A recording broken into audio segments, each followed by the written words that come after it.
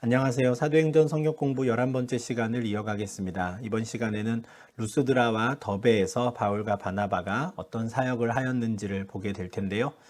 먼저 지금까지 바울과 바나바가 어떤 곳을 다니며 복음을 전하였는지 그 이동 경로를 한번 정리하면 좋겠습니다.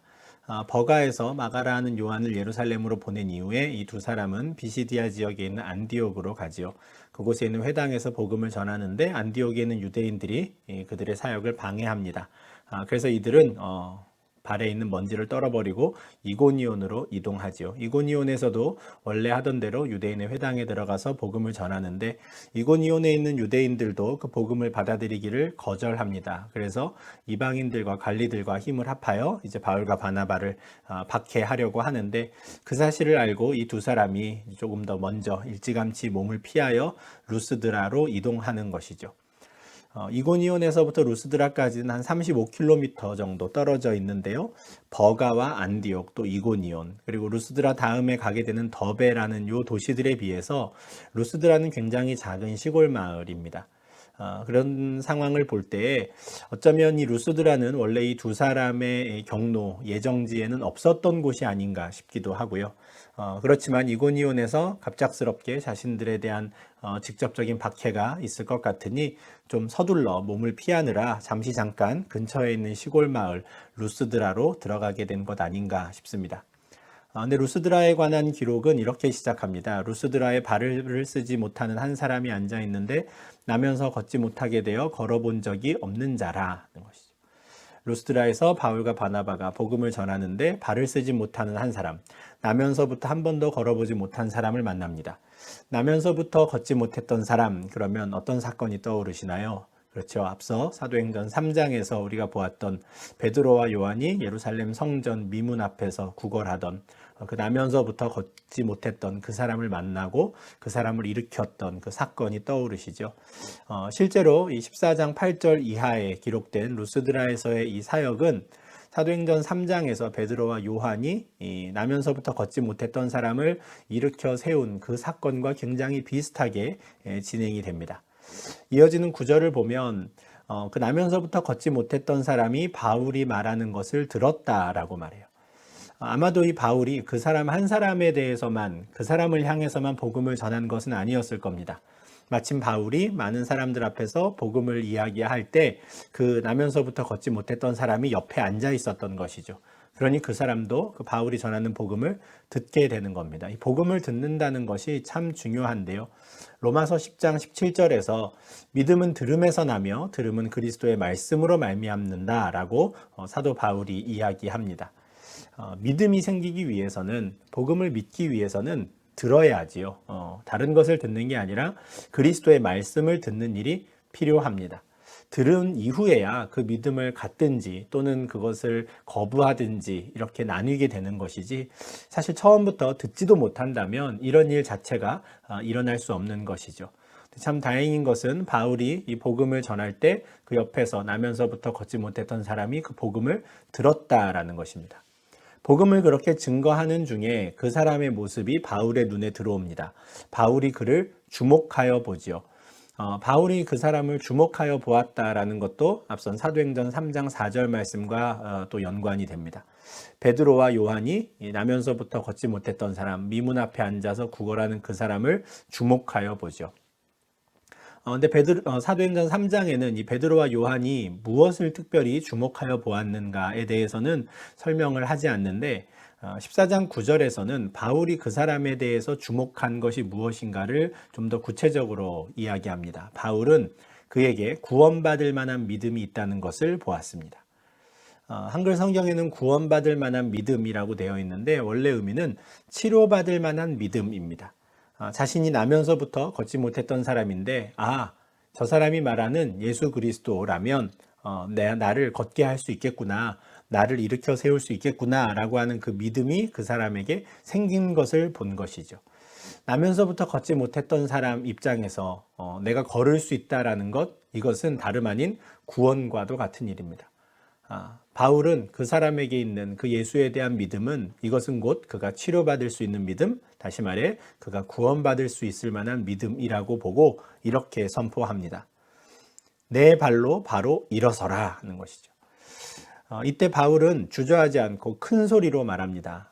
바울의 말을 듣고 있던 모든 사람들이 바울이 이렇게 선포하는 것을 다 직접 들을 수 있는 것이죠. 나면서부터 걷지 못했던 사람한테 지금 당장 너의 발로 일어서라 하는 겁니다.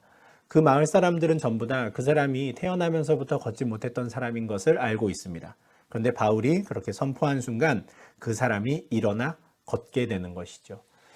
사도행전 3장에서 베드로와 요한이 미문 앞에 앉아 있던 사람을 일으켜 세운 것처럼 똑같이 바울과 바나바는 나면서부터 걷지 못했던 사람을 일으켜 세우는 이적을 행합니다.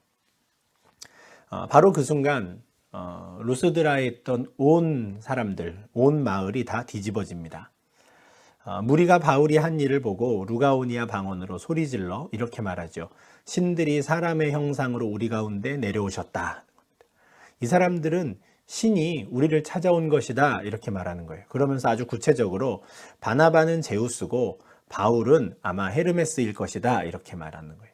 아마 이 두 사람의 외모를 보고 이렇게 말했던 것 같은데요. 바나바가 바울보다 더 연배가 있는 사람이고 하니 더 높은 신, 당시 그리스 로마 지역에서 최고의 신이죠. 제우스라고 바나바를 생각했고 또 바울은 말하는 사람이기 때문에 헤르메스다라고 했다는 거예요. 헤르메스는 그리스 로마 신화에 따르면 신과 인간 사이를 오가는 메신저 역할을 했다라고 하죠. 제우스의 아들이면서 이제 신의 메신저 역할을 했는데 바울이 사람들 앞에 서서 이야기하고 바나바는 그 옆에 서 있으니 바나바는 제우스고 메신저로서 바울은 헤르메스다 이렇게 이야기했다라는 겁니다. 이런 사람들의 반응이 좀 의아합니다. 어떻게 아무리 사람이 종교적이라 하더라도 이렇게 이런 일을 일으켰다고 해서 단번에 신들이 사람의 형상으로 우리 가운데 왔다라고 말할 수 있을까? 제우스와 헤르메스라고 하면 특히 그리스 로마 지역에 있던 많은 신들 중에서도 최고의 신, 우두머리라고 할 수 있는데 제우스가 직접 헤르메스를 데리고 우리에게 찾아왔다라고 말할 수 있는 이유가 무엇일까? 사실 학자들도 이 부분에 대해서 연구를 이제 했습니다. 그래서 다른 지역도 아니고 특별히 루스드라 지역에서 이 바울과 바나바에 대해서 이런 반응을 보인 이유가 뭘까 연구를 해봤는데 그 힌트가 될 만한 자료를 하나 찾았습니다. 1세기, 기원전 1세기 또 기원 후 1세기 이 여간에 살았던 오비드라고 하는 아주 유명한 시인인데요. 이 사람의 작품 중에 메타모르포시스라고 하는 작품이 있습니다. 근데 우리가 아는 그리스 로마 신화의 많은 내용들이 또 여기에도 담겨 있는데 엄밀히 말하면 이제 시라고 해요. 긴 산문시들이 쭉 이어지는데 이 시의 내용들 중에 이런 내용이 있다라고 합니다. 루스드라가 있었던 이 루가오니아 지역 또 부르기아 지역에 어느 날 실제로 제우스와 또 그의 아들 헤르메스가 사람의 모습으로 찾아온 적이 있었다라는 거예요. 그들이 가지고 있는 그 지역의 신화입니다. 그런데 이 두 사람을 사람의 모습으로 이 땅에 온 신들을 이 지역 사람들이 어느 누구도 환대하지 않았던 것이에요. 다 거절합니다. 이 사람을. 그런데 그 지역에 살고 있던 노 부부, 농부로 일을 하던 그 노 부부만이 이 두 사람을 아주 선대했다라는 거예요. 그 결과 제우스와 헤르메스는 바로 이 노 부부 외에는 그 마을에 있는 모든 사람들을 다 홍수로 쓸어버렸다라고 하는 전설, 신화가 그 지역에 있었던 겁니다. 이 책을 통해서 이제 우리가 확인하게 되는 것인데 이것을 염두에 두고 이제 오늘 본문 말씀을 보면 좀 이해가 되는 것이죠. 한때 우리의 조상들은 우리 마을을 찾아왔던 그 제우스와 헤르메스를 선대하지 못해서 그 노 부부 빼고는 다 홍수로 인해 심판을 당했는데 우리에게 실제로 그 일이 지금 다시 벌어졌고 이제 우리는 이 사람들을 환대해야 한다라는 겁니다. 나면서부터 걷지 못했던 사람을 일으키는 이 능력은 사람이 할 수 있는 능력이 아닌 게 분명하니 이들은 분명 우리 조상들에게 나타났던 제우스와 헤르메스의 현신이다 이렇게 한 것이죠. 이 일이 점점 커져서요. 그 시외에 있는 그 마을 밖에 있던 실제로 제우스를 섬기는 그 신당의 제사장이 출동합니다. 제물, 직접 나타난 그 신에게 바칠 제물과 또 화환들을 다 가지고 지금 바울과 바나바가 있는 집 앞에까지 오죠. 제사장이 그렇게 제물을 끌고 올 때 당연히 온 마을 사람들이 다 같이 제사를 드리러 몰려들겠지요. 그제서야 바나바와 바울은 지금 이 상황이 어떻게 되어가는 것인지를 알고 아주 참담히 여기며 옷을 찢고 소리를 지르며 그들 가운데 들어가 그 일을 하지 못하게 합니다. 왜 바울과 바나바가 진작에 사실관계를 바로잡지 않았을까? 왜 상황이 이렇게까지 벌어질 때까지 그냥 가만히 있었을까?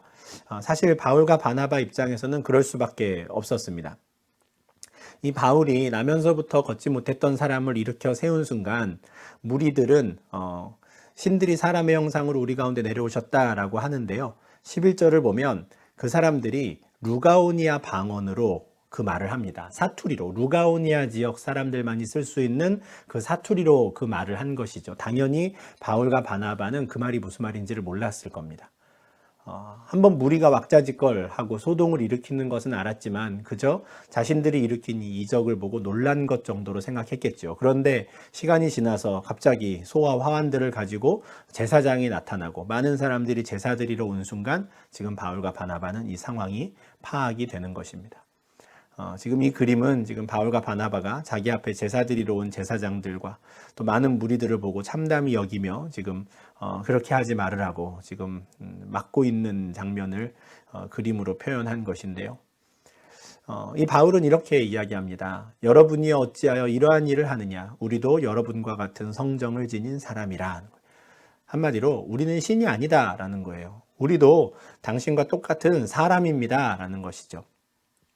앞서 3장에서 베드로와 요한이 나면서부터 걷지 못했던 사람을 일으켰을 때 그때도 많은 예루살렘 사람들이 이들의 능력에 주목하였는데 그때 베드로는 왜 우리를 주목하느냐 하죠. 그리고 그 베드로는 나중에 고넬료의 집에 방문했을 때 고넬료가 하나님 앞에 하듯이 그의 앞에 엎드려 경배할 때 베드로는 일어서라 나도 사람이라 이렇게 말합니다. 모든 사도들이 공통적으로 보여주는 태도입니다. 자신들이 복음을 전할 때 주님께서 함께 하셔서 그들 가운데 표적과 기사가 나타나게 하시죠. 그러면 사람들은 당연히 사도들이 벌이는 그 표적과 기사에 주목합니다. 그런데 그때 단 한 사람도 그 영광을 자신들이 취하는 사람들이 없습니다. 모든 사도들은 우리도 당신과 똑같은 사람이다. 우리도 여러분과 같은 성정을 가진 사람이다. 왜 우리를 주목하느냐라고 말해요.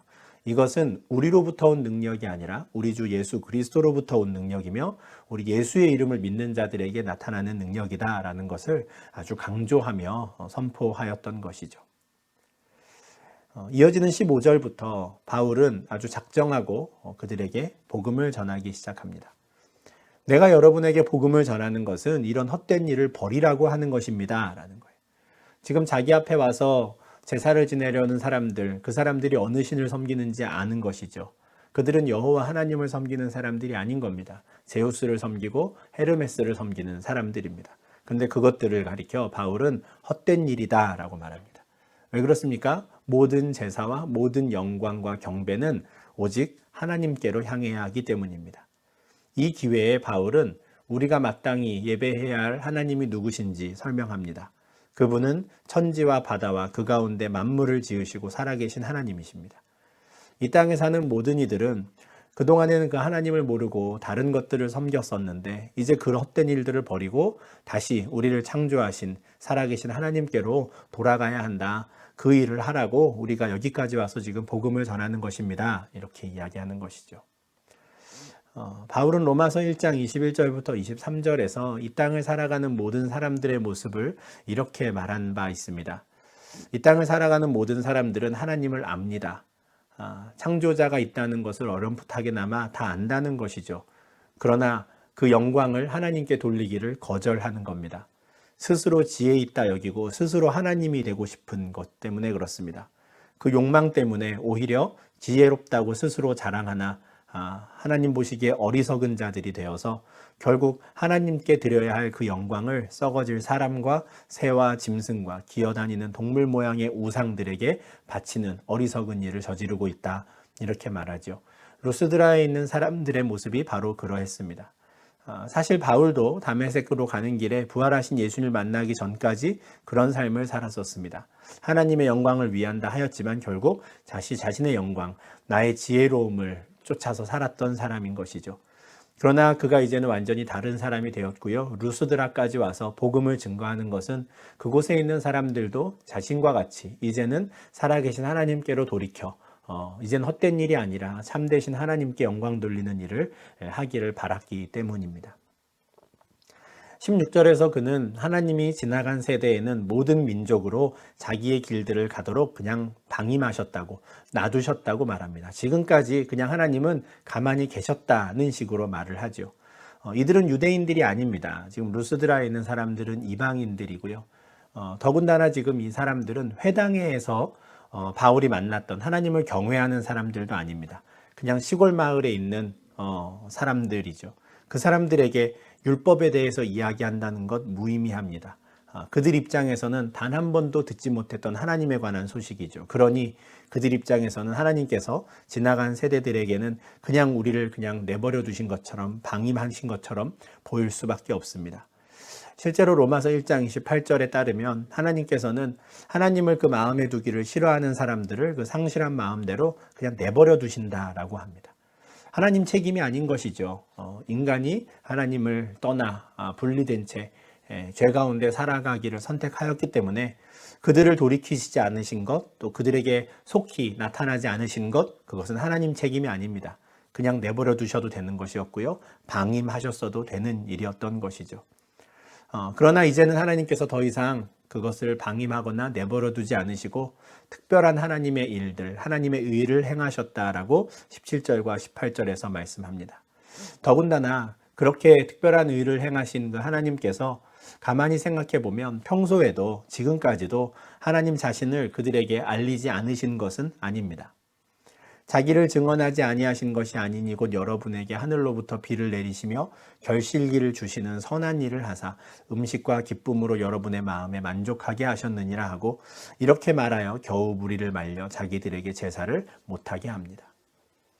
그 살아계신 하나님께서 지금 우리를 보내신 것처럼 아주 분명하게 그동안 당신들에게 하나님을 드러내진 않으셨지만 그동안에도 그 하나님께서는 당신들에게 하늘로부터 비를 내리시고 때가 되면 열매를 맺게 하시는 그 선한 일들을 끊임없이 하시면서 창조자 하나님에 대해서 깨달으도록 하나님을 알도록 인정하도록 지금까지도 증언하고 계셨었다라고 말합니다.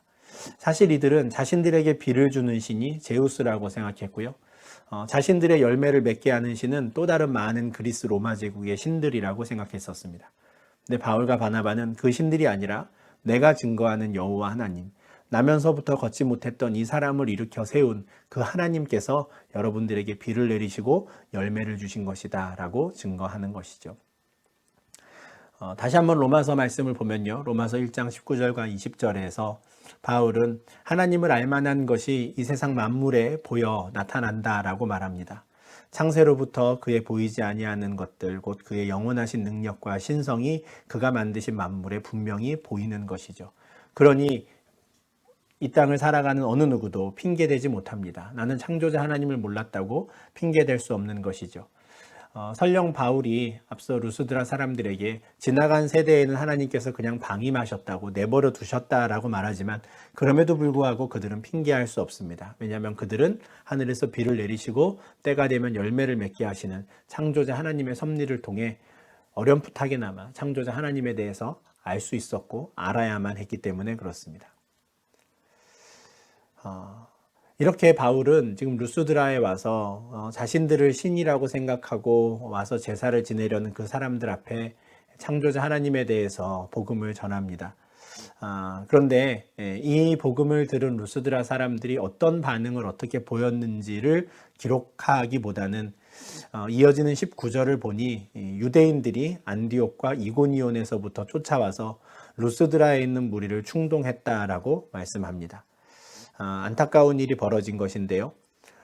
바울이 복음을 그들에게 전하고 창조자 하나님에 대해서 이야기했지만 사실 겨우 그들이 제사 지내는 것을 막는 것에 그치고 말았습니다. 얼마나 많은 사람들이 복음을 받아들이게 되었는지 그 부분은 우리가 알 수 없고요. 그저 이어지는 기록을 보면 참 집요합니다. 그동안 안디옥과 이고니온에 있는 박해를 피해서 이 루스드라라고 하는 작은 마을까지 들어왔는데 여기까지도 유대인들이 사람들을 선동해서 쳐들어온 것이죠. 그리고 루스드라에 있는 사람들도 충동해서 실제로 이곳에서는 그들이 돌로 바울을 칩니다. 앞서 이고니온에서는 이 유대인들이 이방인들과 관리들과 함께 힘을 모아서 돌로 치려고 했었는데 그것을 알고 미리 도망하였었거든요. 계획만 세우고 실제로 바울을 돌로 쳐 죽이지는 못했는데 여기까지 쫓아와서 결국 그들은 바울을 향해 돌을 던지고 그를 죽이는 일에 성공하지요. 다만 죽은 줄 알았습니다. 바울을 돌로 쳐서 이미 다 숨이 끊어졌구나, 얘는 이제 죽었구나 라고 생각을 하고 이제는 시외로 끌어서 던져버리죠. 아마 시신들을 쌓아두는 곳에 던졌을 겁니다. 그리고 이들은 이제 드디어 속시원히 바울을 죽였으니 이제 다 끝났다 생각하고 돌아갑니다. 바울이 처음으로 이렇게 사람들이 던지는 돌에 맞아서 정말 죽기 일보 직전까지 가는 상황인데요. 지금 그 장면을 지금 그림으로 그린 것인데, 바울이 돌에 맞았다라는 이 사건은 또한 스데반 집사님의 순교가 생각나게 합니다. 스데반 집사님이 돌에 맞아 죽은 첫 번째 순교자가 되었는데 그 돌을 던지는 그 현장에 사울이 있었죠. 사울은 우두머리와 같이 돌 던지는 자들의 옷을 맡아 지키는 일을 하였었습니다. 아마 자신을 향해 돌을 던지는 사람들을 보며 자기가 그렇게 돌을 던졌던 스데반 집사님이 떠오르지 않았을까 싶습니다. 이후에 고린도 후서 11장 24절과 25절을 보면 바울은 자신이 복음을 전하는 중에 겪었던 많은 환난들에 대해서 쭉 기록을 합니다. 이 가운데 한 번 돌로 맞았다라고 하는 기록이 있거든요. 이 사건이 바로 우리가 오늘 읽은 루스드라에서 있었던 사건입니다. 그가 돌로 맞아 정말 죽음에 이르렀던, 죽기 일보 직전까지 갔던 그 상황이 바로 이 루스드라에서 겪었던 일인데요. 사실 이 사람에게, 바울에게 돌을 던진 사람이 누구인가를 한번 생각을 해보면 어떻게 이럴 수 있을까 하는 생각을 좀 하게 됩니다. 조금 전까지 제가 설명드린 대로 루스드라 사람들은 바울이 나면서부터 걷지 못했던 사람들을 일으킨 순간 신들이 사람의 형상으로 우리 가운데 내려오셨다라고 말했습니다. 우리는 신을 보았다라고 말하는 바로 그 사람들이 19절에서는 그들이 또 돌로 바울을 치죠. 유대인들이 와서 선동하는 대로 또 그 선동에 이끌려서 복음을 받아들이기보다는 바울을 향해 돌을 던지는 자들이 되는 것입니다. 어떻게 이렇게 한순간에 사람이 달라질 수 있을까 싶지만 그런 모습이 여전히 드러납니다. 여기뿐만 아니라 사실 예수님의 십자가 죽음도 이렇게 한순간에 달라진 사람들의 태도 때문에 일어나게 되는 일이죠. 예수님께서 예루살렘으로 입성하실 때 온 예루살렘 사람들은 어떻게 했습니까? 찬송하리로다 주의 이름으로 오시는 왕이여 라고 말하며 예수님을 맞이했었습니다. 근데 불과 일주일이 채 가기도 전에 이들은 태도를 바꿨고요. 그를 십자가에 못 박게 하소서, 십자가에 못 박게 하소서 외치는 자들이 되었습니다. 아무리 이들을 선동하는 유대인들이 있었다라고 하지만 참 인간이란 어떤 존재일까 다시 한번 생각하게 하는 장면들이고요. 우리가 믿음을 가지고 정말 이 믿음을 끝까지 지키며 이 땅을 살아간다라는 것이 또 얼마나 많은 시험거리들 또 환난들을 지나야 하는 것인가 하는 생각도 하게 되는 장면입니다. 그런데 바울이 완전히 죽었다고 생각하고 그를 시외로 던져버렸는데 제자들이 그를 둘러서 있을 때 바울은 다시 일어납니다. 사실 이 누가가 20절에서 표현하는 바울이 일어나라는 것은 다분히 마치 부활과 같은 일어남을 의미하는 단어를 썼습니다. 그렇지만 누가가 그 단어를 사용한 것은 아무래도 좀 극적인 장면을 묘사하기 위한 것으로 보이고요. 실제로 바울이 죽었다가 다시 살아난 그런 뉘앙스로 보이지는 않습니다. 제자들도 과연 그가 다시 일어날 수 있을까 염려하는 것으로 바라보고 있었던 것 같은데 그들과 함께 둘러서 있을 때 바울이 그들 가운데 일어나지요. 근데 그 돌에 맞아 죽기 일보 직전까지 갔던 바울이 일어났다 하는 것에 이어지는 그의 모습을 보면 참 놀랍습니다. 그는 그 성에 들어가게 되죠. 다시 들어갑니다. 자기가 죽기 일보 직전까지 갔던 그 루스드라 성으로 다시 들어가는데, 고린도후서 4장 9절에서 바울은 그리스도를 소유한 자들, 그리스도와 연합한 자들은 박해를 받아도 버림받지 않고 거꾸러뜨림을 당하여도 망하지 않는다라고 말합니다. 이런 말씀 한 구절 한 구절이 사실 바울은 그냥 머릿속에서 떠오르는 대로 하는 이야기가 아니었습니다. 실제로 바울 자신이 경험한 일이었죠. 박해를 받아도 버림받지 않습니다. 자기를 시외로 내던졌지만 자기를 둘러싸고 있는 제자들이 함께 있으며 하나님의 백성들이 함께 있음을 알았죠. 죽은 줄 알았던 그는 다시 일어날 수 있었습니다. 거꾸러뜨림을 당하여도 망하지 않는다라는 것을 그는 경험한 것이죠. 그렇게 다시 루스드라로 들어가서 그 성에 있는 사람들을 다시 한번 만난 후에 이튿날 바나바와 함께 그는 더베로 갑니다. 20절과 21절 말씀인데요. 더베로 가서 그는 그곳에서도 복음을 전합니다. 대단합니다. 그리고 그곳에서 많은 사람을 제자로 삼았다라고 하는데, 이후에 사도행전 20장 4절에 보면 더베 사람 가이오라는 사람이 나옵니다. 사도 바울과 함께하는 믿음의 형제인데요. 이 더베 사람 가이오, 이 사람도 아마 14장 20절에서 바울이 바나바와 함께 더베로 갔을 때 그때 복음을 듣고 제자가 된 사람이 아닐까 싶습니다. 더베의 위치를 지도에서 보면 이렇습니다. 버가와 안디옥, 또 이고니온과 루스드라를 지나서 루스드라에서 남쪽으로 한 4시 방향으로 가면 카라만이라고 하는 저 도시가 초대교회 당시에는 더베라고 불리던 도시입니다. 루스드라에서부터 더베까지 한 100km 정도 되는데요.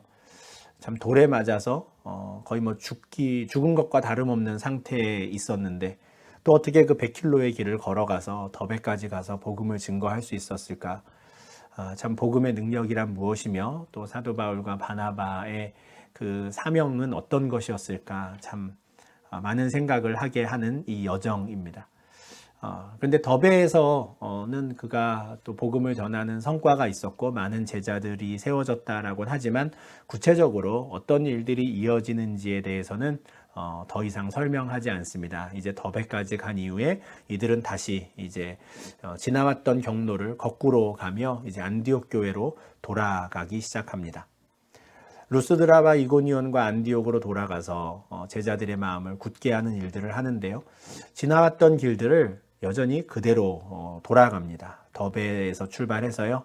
이제는 루스드라와 또 이고니온을 지나서 안디옥까지 가는 것이죠. 루스드라에서 더베까지 그 100km의 여정을 간 것도 참 대단한데, 더베에서 최단거리로 안디옥까지 가는 길을 택하지 않고 왔던 길을 다시 역순으로 가는 이 여정을 택한 것도 참 놀라운 일입니다. 그가 루스드라에서 누구 때문에 거의 죽을 뻔한 위협에 처했습니까? 바로 안디옥과 이고니온에서부터 계속 자신을 쫓아왔던 그 유대인들 때문이었습니다. 근데 그가 돌아가는 경로를 보면 루스드라와 이고니온, 안디옥을 거쳐갑니다. 그 성에 들어가면 뻔히 자신을 향한 시선과 태도가 어떠할지를 알고 있음에도 불구하고 그는 왔던 길을 그대로 가지요. 왜냐하면 바울과 바나바는 꼭 하고 싶었던 게 있었기 때문입니다. 자신들을 통해서 복음을 듣고 믿음을 가진 제자들을 다시 한번 만나서 그들의 마음을 굳게 하고요. 그들에게 권면을 하고 싶었기 때문입니다. 그들이 전하는 권면의 내용은 이렇습니다. 이 믿음에 머물러 있으라. 이게 첫 번째입니다. 아마 굉장히 염려가 되었겠지요. 바울과 바나바 자신들에게도 이렇게까지 적대적인 감정을 드러내고 실제로 돌로 쳐 죽이려고 했던 그 사람들과 계속해서 한 마을에서 살아야 하는 그들입니다.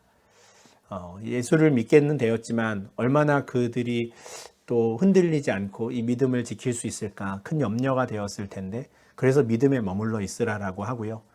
오히려 믿음을 지키기 위해 환난을 당하는 것이 당연하다라고 말합니다. 하나님 나라에 들어가려면 많은 환난을 겪어야 한다라고 말해요. 이들은 지금 자신들 앞에 다시 나타난 바울을 보는 것만으로도 그가 말하는 환난이 어떤 것인지를 너무나 절절하게 느낄 수 있었을 겁니다. 자기 동네에 사는 유대인들이 그를 루스드라까지 쫓아가서 돌로 쳐 죽였다라고 하는, 사실 어쩌면 바울이 다시 이고니온과 안디옥 자신들의 동네에 나타나기 전까지는 그들은 바울이 죽었다고 생각하고 있었을지도 모르겠습니다. 그런데 그 사람이 다시 나타나서 그럼에도 불구하고 믿음에 머물러 있으라고, 내가 겪은 것은 아무것도 아니라고, 우리가 하나님 나라 들어가려면 더 많은 환난을 겪어야 한다고 말할 때 그들이 참으로 두렵기도 하지만 또 용기를 낼 수 있지 않았을까 싶습니다. 하나님 나라에 들어가려면 더 많은 환난을 겪어야 한다라는 이 말은 그냥 바울이 오기로 한 말이 아닙니다. 마태복음 5장 10절에서 예수님께서 제자들에게 의를 위하여 박해를 받은 자는 복이 있나니 천국이 그들의 것임이라 라고 말씀하셨습니다. 박해를 받는 것과 천국은 아주 깊은 상관관계가 있습니다. 로마서 8장 18절에서 바울은 현재의 고난을 장차 나타날 영광과 연결시킵니다. 현재의 고난, 현재의 환난이 참 우리를 힘들게 하지만 이것은 이 고난 이후에, 환난을 지난 이후에 우리에게 주어질 영광과 비교하면 아무것도 아니라고, 그러니 이 고난과 환난을 잘 이겨내자라고 말하는 것이죠. 같은 권면을 지금 더베를 지나서 루스드라, 이고니온, 또 안디옥을 거쳐가며 만나는 성도들에게 똑같이 권면하는 것입니다. 이 환난을 잘 이겨내고 하나님 나라에 들어가는 자들이 될 수 있기를 바라는 것이죠. 뿐만 아니라 그는 각 교회에서 장로들을 택하여 세우는 일을 합니다. 자신이 떠난 이후에 계속해서 성도들을 책임지고 돌볼 사람을 한 사람씩 세운 것이죠. 장로들을 택한 이후에 금식기도 하고 그들을 믿는 주께 위탁합니다. 아마도 자신들, 바울과 바나바가 안디옥 교회를 떠날 때, 파송받을 때 자신들을 위하여 교회가 금식하고 기도하며 안수하였던 것처럼 각 교회에서 장로들을 택하여 세울 때 같은 형식을 취한 것으로 보입니다. 그러나 이들은 장로들을 그냥 그들의 힘만으로 잘 세워지기를 바라지 않습니다. 주님께 그들을 맡기는 것이죠. 교회 일꾼들은 그렇게 세우는 것입니다. 하나님께서 교회의 유익이 되기 위해서 목사와 장로와 권사와 집사와 같은 다양한 직분자들을 세우시는데 그들은 스스로의 힘으로 서서 그 일을 감당하는 게 아닙니다. 그 온 교회가 믿고 섬기는 주님께 그분들을 맡기고 주님께서 그들을 통하여 일하실 수 있도록 그렇게 교회가 기도하는 것이죠. 또한 바울과 바나바가 그렇게 각 도시들을 다니면서 복음을 증거하고 또 제자들을 세운 결과 그 지역에 교회라고 부를 수 있는 공동체가 세워진 것이 또 인상적입니다. 각 교회가 세워졌고요. 이제는 장로들이 택하여 세워졌습니다. 이제 바울과 바나바가 그 자리를 떠난 이후에 계속해서 그 교회에 남아있는 장로들은 더욱더 믿음 가운데 성도들이 이제 세워질 수 있도록 이제 애쓰고 수고하는 일꾼들이 될 것입니다. 이후에 이제 안디옥에서 이제 다시 이들은 비시디아를 쭉 지나 내려와서요. 이제 터키 남쪽 해안가 밤빌리아까지 도착을 합니다. 그곳에서 처음에 내렸던 그 버가에서 복음을 전하고 아탈리아로 가서 배를 타고 안디옥으로 갔다라고 말씀합니다. 지도로 경로를 보면요. 비시디아는 이 안디옥이 있는 지역이 비시디아 지역이었습니다. 비시디아 안디옥이라고 했죠. 그래서 비시디아 지역을 지나며 남쪽으로 쭉 내려옵니다. 쭉 내려와서 이제 버가에 이르는데요. 버가를 지나서 아탈리아로 가고요. 아탈리아에서 배를 타고 안디옥으로 들어가는 경로를 취합니다. 아탈리아라고 하는 이 지명이 그동안엔 나오지 않았었는데 지금도 이 안탈리아라고 하는 터키 남부의 제일 큰 해양 도시 중에 하나죠. 여기가 이제 원래는 아탈리아인데 제가 그동안 버가를 그 안탈리아와 같은 것으로 계속 말씀을 드렸던 이유는 실제로 지금 아탈리아 그 행정구역 안에 버가가 들어가 있기 때문에 그렇습니다. 아탈리아로부터 버가까지는 한 15km, 20km밖에 떨어져 있지 않기 때문에 그냥 한 도시로, 한 동네로 보시면 되는데 돌아가는 여정은 누가가 좀 더 구체적으로 버가, 그리고 버가에서 복음을 전한 이후에 한 배를 탈 수 있는 아탈리아로 내려가서 아탈리아에서 안디옥으로 들어갔다라고 설명합니다. 돌아가는 길에는 이제 구부로를 들려서 가진 않습니다. 이제 그럴 필요성을 아마 못 느꼈던 것 같고요. 이제 속기 안디옥으로 돌아가서 교회에 사역 보고를 할 준비를 합니다. 14장 26절에서는 이들이 복귀한 안디옥 교회를 이렇게 설명합니다. 이곳은 두 사도가 이룬 그 일을 위하여 전에 하나님의 은혜에 부탁하던 곳이라. 이렇게 말해요. 바울과 바나바를 다시 사도라고 부르죠. 교회가 파송한 자들이기 때문에 그렇습니다. 근데 그 사도들이 이룬 일들 무엇입니까? 구브로와 또 갈라디아 지역을 다니며 복음을 전한 일인데 그 일을 이 두 사람이 잘 할 수 있도록 이 교회가 하나님의 은혜 가운데 주님께 그들을 부탁했던 곳이죠. 얼마나 간절한 기도로 이 두 사람을 보냈겠습니까? 그리고 이들이 돌아왔을 때 이제 이들은 하나님께서 자신들에게 응답하셨다는 것을 확인하게 되었을 겁니다. 13장 3절에서 금식하며 기도하고 그들을 안수하여서 성령의 부르심에 따라 보냈는데 다른 의지할 것이 없어서 온전히 하나님의 은혜만을 부탁하며 이들을 보냈는데 이들이 건강한 모습으로 다시 돌아오게 된 것을 보고 온 교회가 함께 기뻐했을 것입니다. 27절과 28절을 보면 이제 이 바울과 바나바는 교회에 도착해서요, 온 성도들을 모읍니다. 교회를 모았다라고 하는 표현이 또 인상적입니다. 교회는 건물이 아니다라는 의미죠. 예수를 구주로 고백하는 자들의 모임입니다. 그 모든 성도들을 다 모아놓고 이들은 하나님이 함께 행하신 모든 일들, 그리고 이방인들에게 믿음의 문을 여신 것을 보고합니다. 그리고 당분간 그들과 함께 오랜 시간을 버무르며 또 체력도 보충하고 또 회복하는 시간을 갖게 되죠. 하나님이 함께 행하신 모든 일, 이렇게 하는 이 표현은 안디옥 교회 파송을 받아서 구브로를 갔고 구브로에서 이후에 여러 도시들을 다니면서 했던 이 일들이 자신들이 한 일이 아니다라는 고백이에요. 사실은 이들이 선교 보고를 할 때 얼마나 많은 핍박과 박해가 있었는지도 당연히 이야기했을 겁니다. 설령 말하지 않았다고 해도 바울과 바나바의 외모만을 보고도 겉모습만으로도 이들이 얼마나 많은 고생을 하며 그 사역을 감당하고 왔는지를 온 안디옥 교회는 분명히 알 수 있었을 겁니다. 그런데 그들 가운데 행하신 그 모든 일들이라고 말하는 이 말들로 통해서 바울과 바나바는 자신들이 하나님께 쓰임받았다라는 것을 고백하는 것이고요. 특별히 비록 유대인들은 자신들을 박해하고 복음을 거절하였지만 오히려 그 거절을 통해서 자신들로 하여금 이방인들을 향해 가게 하시고 이방인들에게 믿음의 문을 여신 것을 보고할 수 있었습니다. 안디옥 교회는 처음부터 이방인들로 인해 세워진 교회였는데 다시 한번 우리가 역시 이방인들에게 복음을 전하는 그 사역 가운데 우리가 쓰임 받았구나라는 것을 또 온 교회가 확인할 수 있는 선교 보고가 되지 않았을까 싶습니다. 이렇게 해서 14장이 끝나게 되는데 이것이 바로 우리가 바울의 1차 전도 여행이라고 하였던 그 여행의 마무리입니다. 13장과 14장이 이제 1차 전도 여행이고요. 이후에 이제 2차 전도 여행이 이제 15장 후반부부터 시작이 되는데요. 1차 전도 여행의 사역지가 어디였는지를 다시 한번 좀 잘 기억하시면 좋겠습니다.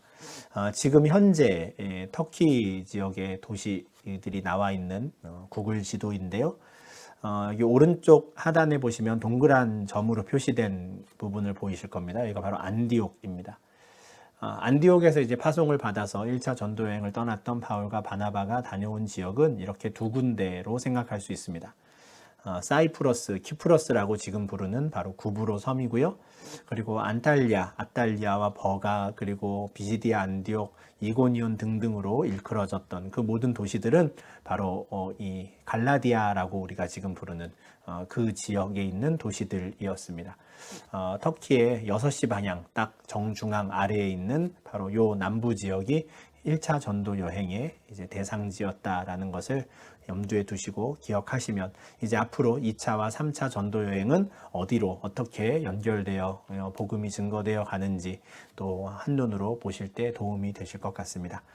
이렇게 해서 13장, 14장까지 이어졌던 바울의 1차 전도 여행 에 관한 내용을 마무리하고요. 이제 다음 장에서 15장에서는 아주 중요한 예루살렘 총회에 관한 사건이 이제 등장하는데요. 관련된 내용은 또 다음 회차에서 12번째 성경 공부 시간에 이어가도록 하겠습니다. 감사합니다.